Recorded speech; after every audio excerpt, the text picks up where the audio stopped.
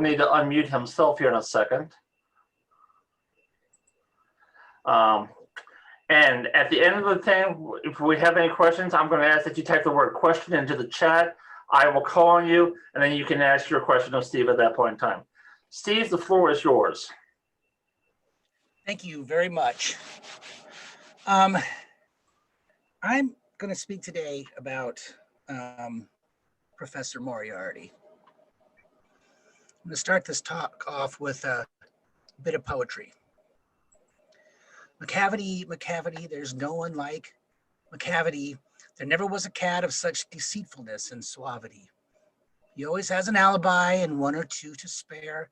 At whatever time the deed took place, Macavity wasn't there. And they say that all the cats whose wicked deeds are widely known, I might mention Mungo Jerry, I might mention Griddlebone, are nothing more than the agents of the cat who all the time just controls their operations, the Napoleon of crime.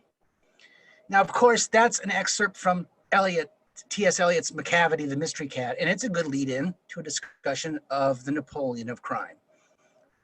For it is an example demonstrating the extent of Professor James Moriarty's influence. Not only does the professor haunt the canon of Sherlock Holmes, but his devilish influence has leapt the confines of the stories in which he appears to show up in the most unlikely places, including, for example, the poetry of T.S. Eliot. Now, undoubtedly, you are all familiar with Professor Moriarty, but nonetheless, it is instructive to refresh our memories with a thumbnail sketch from the lips of Sherlock Holmes himself. So, from the final problem. His career has been an extraordinary one. He is a man of good birth and excellent education, endowed by nature with a phenomenal mathematical faculty. At the age of 21, he wrote a treatise upon the binomial theorem, which has had a European vogue. On the strength of it, he won the mathematical chair at one of our smaller universities and had, to all appearances, a most brilliant career before him. But the man had hereditary tendencies of the most diabolical kind. A criminal strain ran in his blood, which instead of being modified was increased and rendered infinitely more dangerous by his extraordinary mental powers. Dark rumors gathered around him in the university town, and eventually he was compelled to resign his chair and to come down to London, where he set himself up as an army coach. As you are aware, Watson, there is no one who knows the higher criminal world of London so well as I do. For years past, I've continually been conscious of some power behind the malefactor, some deep organizing power which forever stands in the way of the law and throws its shield over the wrongdoer. Again and again, in cases of the most varying sorts, forgery cases, robberies, murders, I have felt the presence of this force, and I have deduced its action in many of those undiscovered crimes in which I have not been personally consulted. For years, I have endeavored to break through the veil which shrouded it, and at last, the time came when I seized that thread and followed it until it led me, after 1,000 cunning windings, to ex-Professor Moriarty of mathematical celebrity. He is the Napoleon of crime, Watson. He is the organizer of half that is evil and nearly all that is undetected in this great city. He's a genius, a philosopher, an abstract thinker. He has a brain of the first order, and he sits motionless like a spider in the center of its web, and that web has 1,000 radiations, and he knows well every quiver of each of them. He does little himself, he only plans, but his agents are numerous and splendidly organized, and if there is a crime to be done, a paper to be abstracted, we will say a house to be rifled, or a man to be removed, the word is passed to the professor, and the matter is organized and carried out. Now, you know, we see that portrayed in movies and radio plays. But you know, when you hear it in cold blood like that, it is actually rather chilling. The professor is indeed a formidable foe. Yet, as formidable as he is, one of the things that has always intrigued me about Moriarty is how his influence, his reputation, his importance and stature seems to be disproportionate to his appearances in the canon. What we call in the video business his screen time. Indeed, technically, Professor Moriarty is a minor role in a 60-episode series. True, he was the vehicle for the presumed death of Sherlock Holmes. But that presumption was, in the end, wrong. The professor only appears in 2 stories, The Final Problem and The Valley of Fear. Many other characters appear in many more stories than that. Lestrade, Wiggins, Mrs. Hudson, Inspector Hopkins, even Mycroft is in more than one tale. And even in the 2 above-mentioned stories, Moriarty isn't really there in the first person, is he? Both tales, all his action is related secondhand, either verbally or in written form. Yes, the part of Professor Moriarty really seems to be nothing more than a minor bit part. And yet, there he is, casting just as large a shadow as Sherlock Holmes himself. Every bit as real in the imagination of a Sherlockian as the master detective. Every bit as visible to the mind's eye. On one hand, we have the great detective, and on the other hand, we have the Napoleon of crime. The undeniable reality of this has intrigued me for a long, long time, ever since I began contemplating the nature of the professor. But perhaps I shouldn't wonder at this. After all, Holmes himself did once refer to Moriarty as his intellectual equal, even if he did later come to believe that, quote, there are limits to our friend's intelligence. I should tell you now that as I was writing this paper, I actually no longer believe that Moriarty's stature or his importance or his reputation is overrated or undeserved. We'll get to why I think that in due course. But first, I would like to examine some of the broader themes and curious concepts which belong to the body of Moriarty literature. There is a body of Moriarty literature. And so this paper is divided from here into 3 parts. What we know versus what we think we know, revisionism, and then at the end, we'll talk about the nature of Moriarty's evil, or why I think he does really, truly deserve his reputation. So first, what we think we know versus what we know. As I said, it was astonishing to me that Professor Moriarty is on a nearly equal footing with Sherlock Holmes. One example of this near equal standing can be found in the fact that, like Holmes himself, he repeatedly is having biographical works penned about him, articles, essays, occasionally a book, both in the form of the great game of Sherlockian scholarship or that of pastiche. The name of Moriarty's Boswells are numerous and well known. Nicholas Etekin, John Gardner, W.S. Bristow, Philip Schreffler, and of course, William S. Baring-Gould, to just name a few. They commonly postulate the origin of Moriarty's family in Ireland, connections to other famous and in some cases infamous Moriartys, and generally attempt to fill in the rather tenuous information that we have from Sherlock Holmes's own biographical sketch. Curiously, it is precisely the sort of researched scholarship and reasoned speculation which is usually reserved for Sherlock Holmes himself. Only 1 or 2 other canonical characters, Irene Adler, the King of Bohemia, the illustrious client, Mycroft, to name a few, get a similar treatment, and only Irene comes close to the deep, detailed, and exhaustive study that Moriarty gets. Now, of these biographers, certainly Baring-Gould's speculations have gained the most traction with Sherlockians. As author of a Holmes biography, Sherlock Holmes of Baker Street, and the cornerstone annotated Sherlock Holmes, Baring-Gould's speculations have started to be taken as fact. His assertions regarding Moriarty, including his birth year as being either 1843 or 1844, that he suffered psychologically as a child because he was forced to share the name of James with his 2 brothers, and that was to warp and twist what otherwise would have been a genius to admire.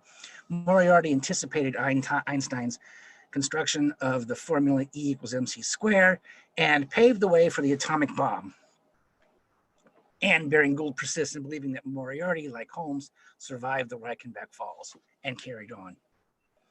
Now, as entertaining and reasoned as Baring-Gould's biographical speculations of the professor are, they are still just that, speculation, as are the writings of all the other biographers. So what do we really know about him? Well, in addition to Holmes's previous description of Professor Moriarty, we have the following further information, again culled from Holmes's own words, and this has sort of been edited into one complete quote from The Valley of Fear. happen to know who is the first link in his chain. A chain with this Napoleon gone wrong at one end and 100 broken fighting men, pickpockets, blackmailers, and card sharpers at the other, with every sort of crime in between. His chief of staff is Colonel Sebastian Moran, as aloof and guarded and inaccessible to the law as himself. I made it my business to hunt down some of Moriarty's checks lately. Just common, innocent checks that he pays his household bills with. They were drawn on 6 different banks. I may tell you that Moriarty rules with a rod of iron over his people. His discipline is tremendous, and there is only one punishment in his code, and it is death.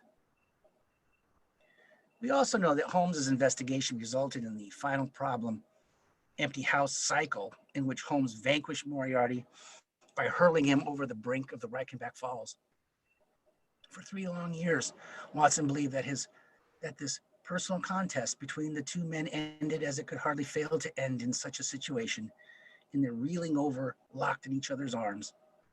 As Joe Eckridge has written, Holmes had willingly sacrificed his life to defeat the arch-criminal who held all of London in his grasp. Yet we know Holmes returned after 3 years to apprehend Colonel Moran and resume his practice in London. We also know that the professor, sometime prior to all of this, was the engineer behind the murders in the Valley of Fear, a tale written and published after the final problem, but which occurred well before. One of the most written about experiences in the canon is this final problem empty house cycle. Many of us have difficulty making sense of events leading up to this confrontation between London's most dangerous criminal and the foremost champion of the law. To read the exhaustive literature on the subject, as I have done, is to realize that there are holes in the logic of the account, and many writers have constructed alternate explanations for what must really have happened. For instance, Albert and Myrna Silverstein, in their well-constructed, and I might add, representative essay entitled Concerning the Extraordinary Events at the Reichenbach Falls, point out no less than 15 separate implausibilities in the tale. However, truth is often stranger than fiction, and without further hard evidence to the contrary, we are compelled to take Watson's and then later Holmes's account at face value. Another topic of discussion regarding Professor Moriarty is reconciling the date of the Valley of Fear and the final problem. All chronologists agree that Valley of Fear's dating is way, way off, and many have proposed numerous calendar reconciling solutions. We will leave that to the chronologists. But beyond this, my friends, hard data gets a bit scarce, a bit hard to detect. Perhaps this is contributing to the enduring legacy of the criminal who is never so much as suspected. But that brings us to the second part of this presentation, revisionism. Never let it be said that a lack of hard evidence kept a Sherlockian from theorizing about or filling in the blanks of or writing about a canonical character or circumstance. Quite the contrary. While researching this paper, I discovered that there was a remarkable amount of material written about the professor, essays and psychological theorizing, pastiche, and on, particularly during the middle years of the 1970s. Just as Moriarty's binomial theorem had a European vogue, Moriarty seemed to have a revisionist vogue during this time. Now, this was no doubt stimulated by the enormous popularity of Nicholas Meyer's The 7% Solution, which has Moriarty revisionism at its core. We won't spend much time on this revisionism because much of it, frankly, is just ridiculous. But just for a sample, here are a few examples encountered while plowing through this material. Moriarty engineered the Jack the Ripper murders to present an impossible intellectual puzzle to Holmes and Scotland Yard. Moriarty ended the Jack the Ripper murders because the increased police presence it created was bad for criminal business. Moriarty was literally a descendant of Napoleon, hence the Napoleon of Crime thing, and founded the Italian Mafia, which was his criminal organization. Never mind that Moriarty is Irish, not Italian. Moriarty planted his mistress, Mary Morstan, inside Holmes's inner circle by having her seduce and marry Dr. Watson. Moriarty was a master criminal whose vast organization was the phone company. He attained this feat by somehow wresting control of his invention from Alexander Graham Bell himself. Moriarty was Bell's apprentice and his use of the phone allowed him to wiretap Holmes's telephone. Holmes hounded Moriarty and pursued him to his death at the Reichenbach. Holmes cold-bloodedly shot Moriarty at the Falls, fabricated the rock climbing story for Watson's sake, and later exaggerated his claim to have smashed the professor's criminal organization. Now, some of these are utterly ridiculous, some are provocative, and who knows, maybe some are true. The last one on the list comes close to the revisionist theory, which refuses to go away. That's the 7% solution. Nick Meyer synthesized several speculative essays regarding Holmes and Moriarty, wrote the blockbuster pastiche whose plot was essentially that an innocent Moriarty was Sherlock's and Mycroft's childhood math tutor. He later became elevated to an evil genius in Holmes's imagination, while Holmes was under the influence of cocaine. When in reality, all Moriarty was ever guilty of was breaking the news of the murder of Holmes's adulterous mother by his enraged father. The power of this revisionist theory is undeniable. It answers scores of Sherlockian questions. Holmes' decision to fight against evil for justice, his aversion to women and romantic contact, the peculiar relationship between the Holmes brothers, his reticence about his family history, the seemingly false story of the final problem, and on and on. Nonetheless, as attractive as this theory is, it must ultimately be rejected, for upon serious examination, the true evil of Professor Moriarty is revealed. So that brings us to why I think he really does deserve his reputation. There is no doubt that Professor Moriarty is a criminal. He is the Napoleon of crime. But despite this moniker, why does he hold this place of distinction in the canon? What are the elements of his character, his manner, and his career which earn this reputation?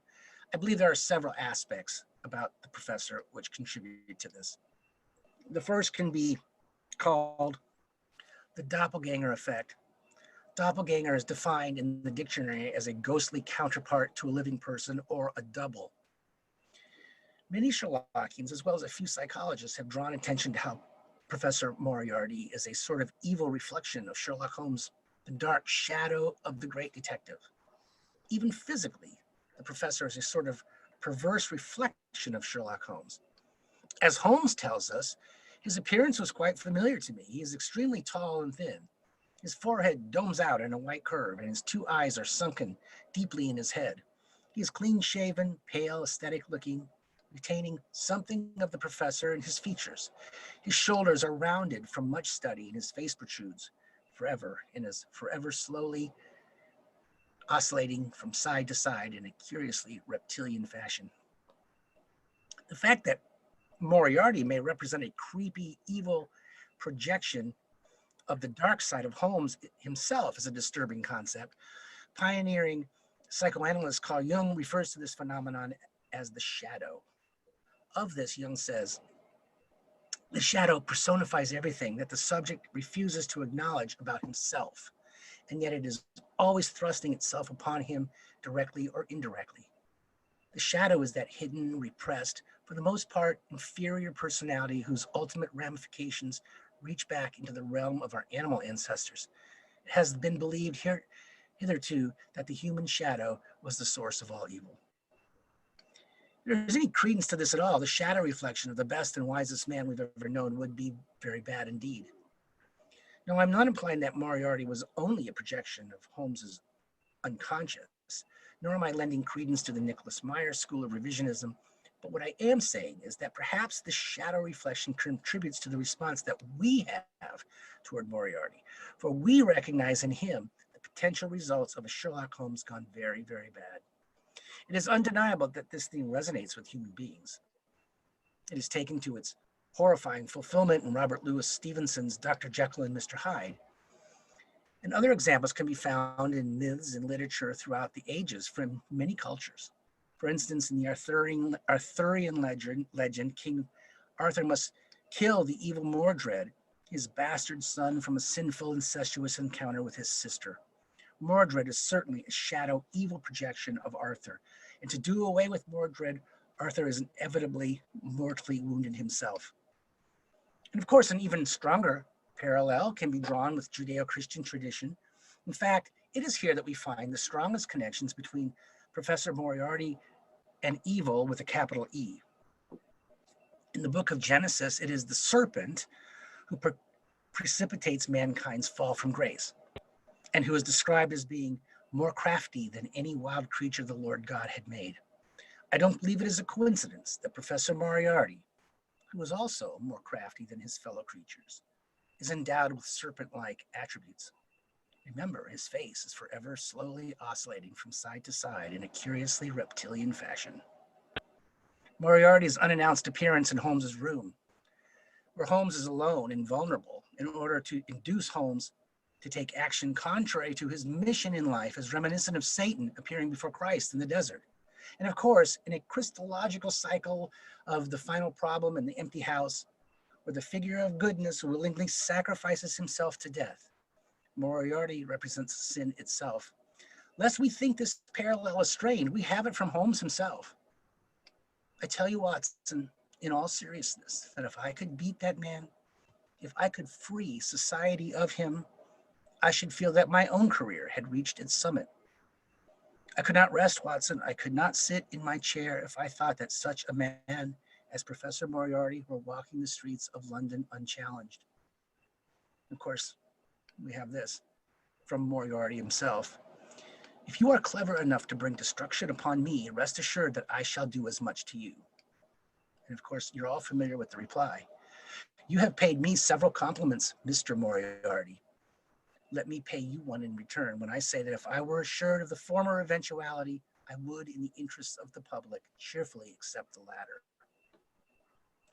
I am pleased to think that I shall be able to free society from any further effects of his presence, though I fear that it is at a cost which will give pain to my friends, and especially you, my dear Watson.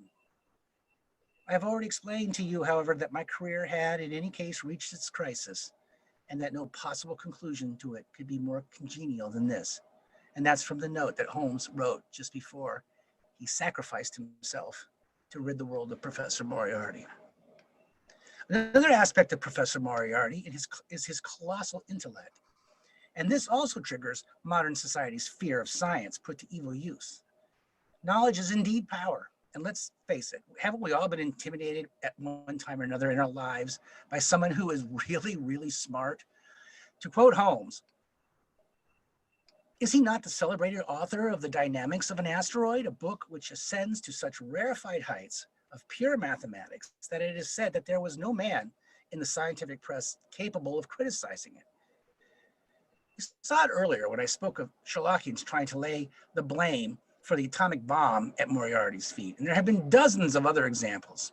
Every time you see a Frankenstein or a giant radioactive ant movie, you are seeing an example of our suspicion and fear of intellect and science put to amoral use. Finally, there is the man himself. What did Holmes say about him? There's a crime to be done, a paper to be abstracted, a man to be removed. You call Professor Moriarty. The specter of anonymous, sure death pervades the very essence of this character. We even see it in his organization's weapon of choice, the air gun, silent, deadly, and untraceable. Often a quiet threat is more chilling than overt violence, and this is evident in that face-to-face encounter between one of only two between Sherlock Holmes and Professor Moriarty. My nerves are fairly proof, Watson, but I confess to a start when I saw the very man who had been so much in my thoughts standing there on my threshold. I can spare you 5 minutes if you have anything to say. All that I have to say has already crossed your mind. Then possibly my answer has crossed yours. You stand fast? Absolutely. Now, when you see this performed on stage, for instance, it's often played for laughs. It's camped up. But if you read it properly, you realize there's nothing funny about this. You must drop it, Mr. Holmes. You really must, you know. After Monday. Tut, tut. I'm quite sure that a man of your intelligence will see that there can be one outcome to this affair. It is necessary that you should withdraw.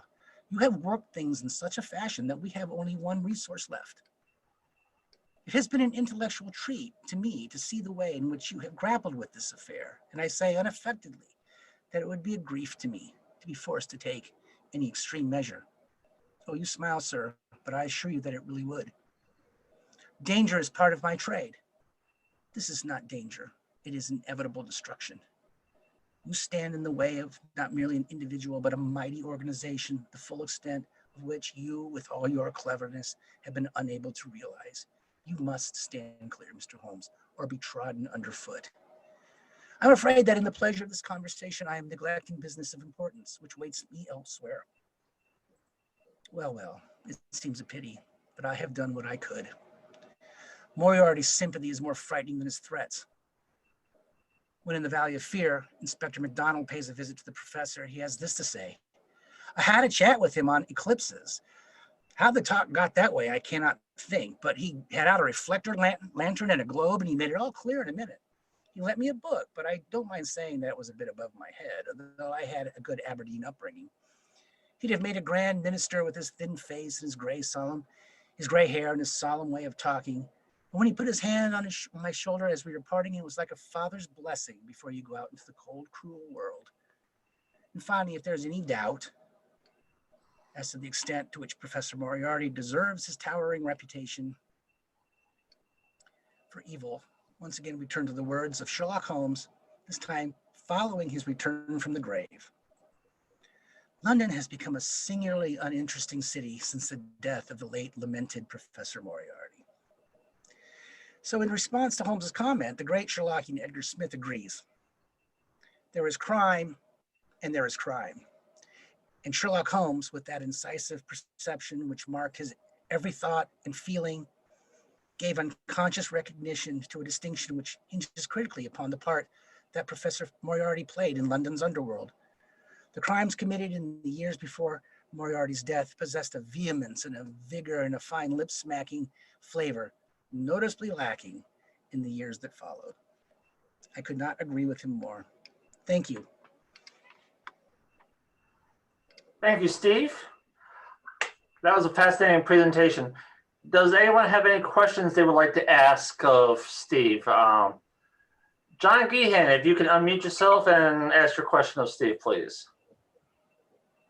Yes, I have a question. Hang on, let's get on video. Following the breakup of the Moriarty gang, can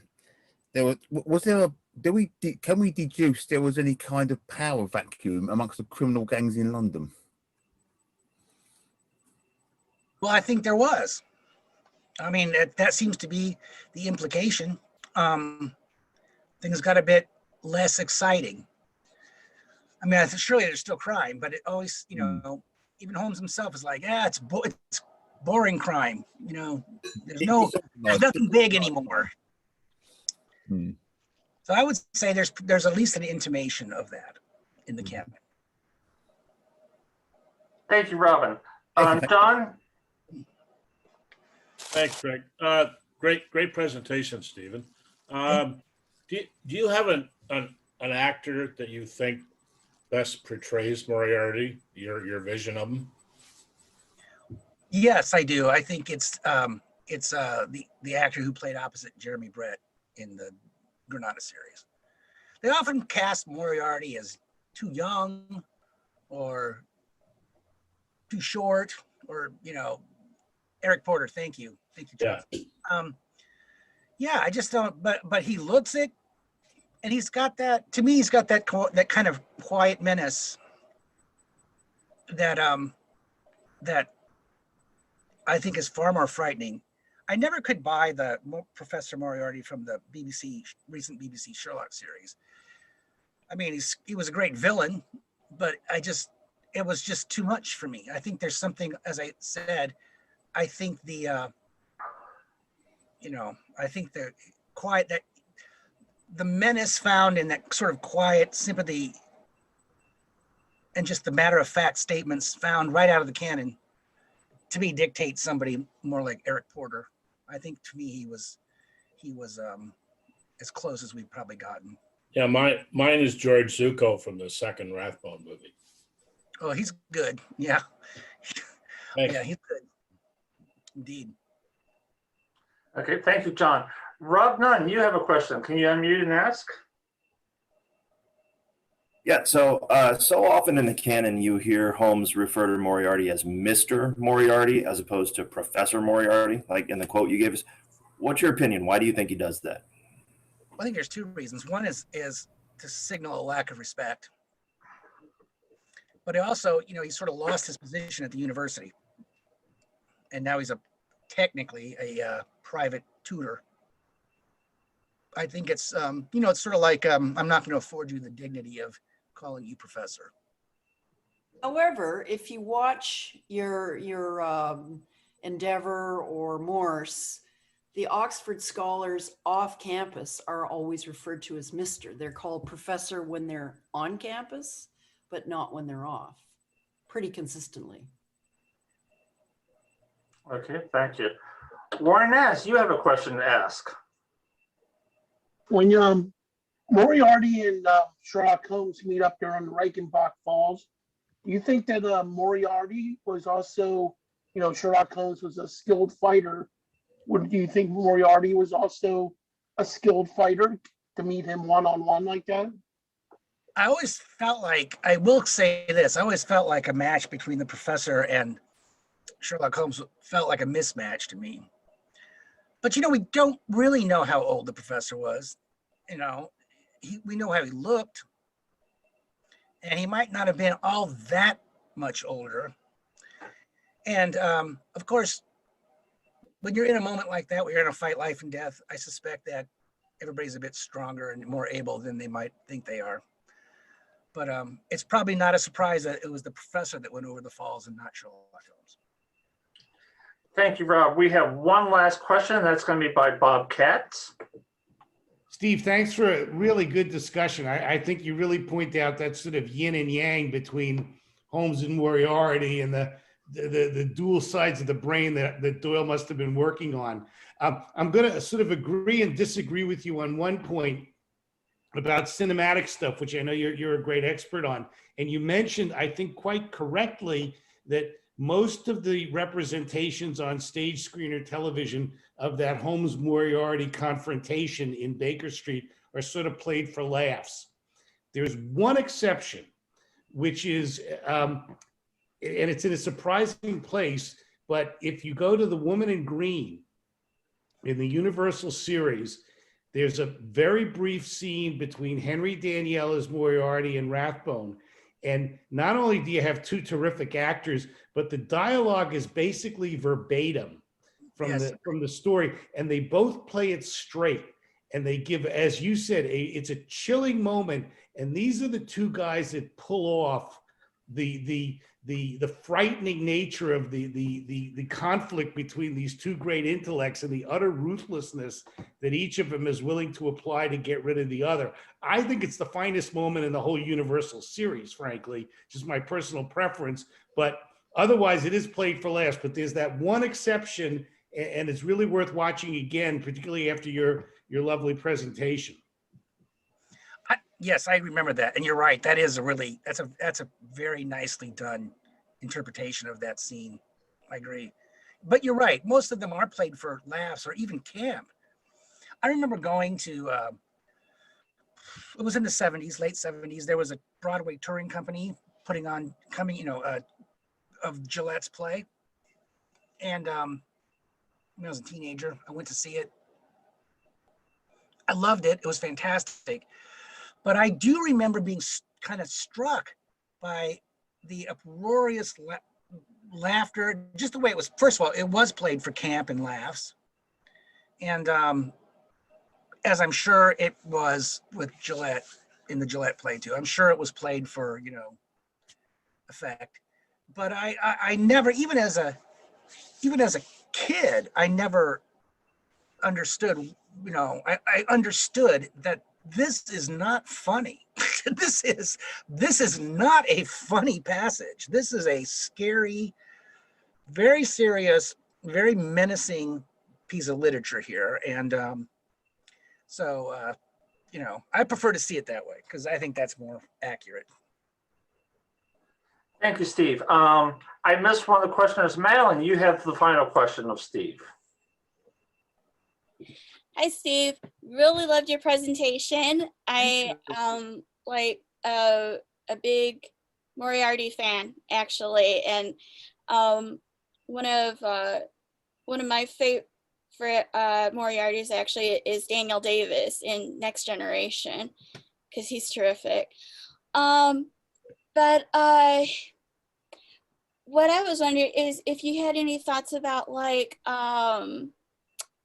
Moriarty is like the fact that he's Irish almost always seems to get overlooked, and I feel like that should be more significant in adaptations and pastiches, because of course there's a lot going on with Ireland and the question of home rule and stuff, and I wonder if well,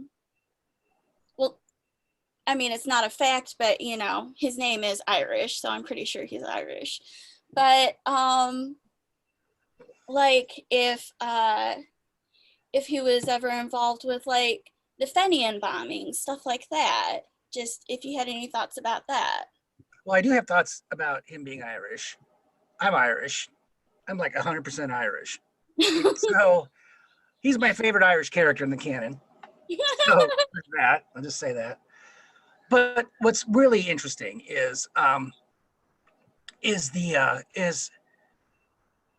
you're opening the door to a larger conversation. The Irish, oh boy, I'm wearing my Irish partisanship here. The Irish were under the heel of the British for a long, long time. And the reasons are political and cultural, and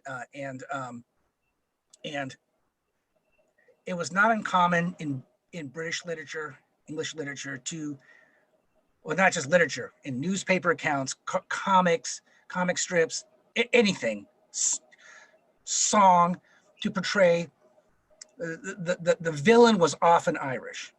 Irish were often portrayed as the villain.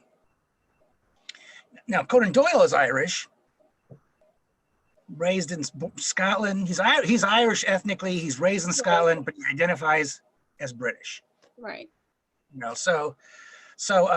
but he's a man of his time, and he's a man of his culture, and it's not a surprise that his villain was Irish. Do I take it as an insult? No, I take it as a compliment. If you want a real villain, you better make him an Irishman, because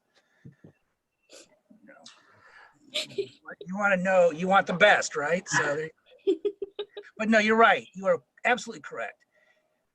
Moriarty is Irish. It's an Irish name. It surely is. And he's an Irishman, and there's a lot more to talk about that if we had time. Some other time. Thank you, Steve. Great presentation. Hopefully you enjoyed your time with us here today. So thank you. Hopefully you'll join us for one of our future meetings. Thank you, everybody. And at this time, we're going to pivot over to our story discussion. Story for this meeting is The Problem of Thor Bridge. Rob Nunn, the Gasogene of the Parallel Case